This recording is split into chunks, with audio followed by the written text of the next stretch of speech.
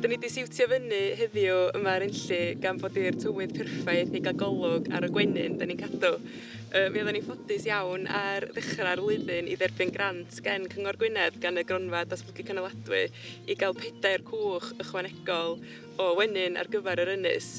Nathon ni gadw 1 cwch llynadd yn llwyddiannus a gafon ni hen ddigon o fel i'n hunan, ond mae mor gyffroes o'n cael fwy o wenyn ar yr ynys a edrych ar eu hola nhw.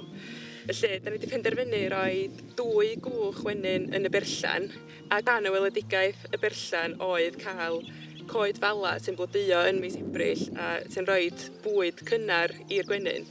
A mae gennym ni 2 cwch arall tu ôl fan ni fama ar y mynydd yn ganol yr Eithin.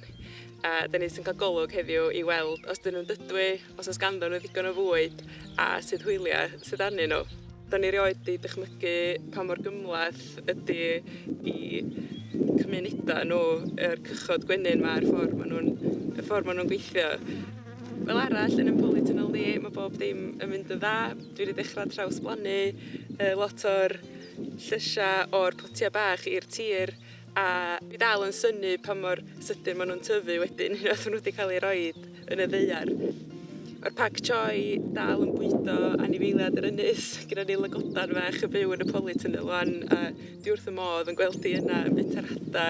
Dwi'n teimlo rhyw solidarity efo'r lygodan yma sydd hefyd wedi goroesi gaea arall ar Enlli efo ni.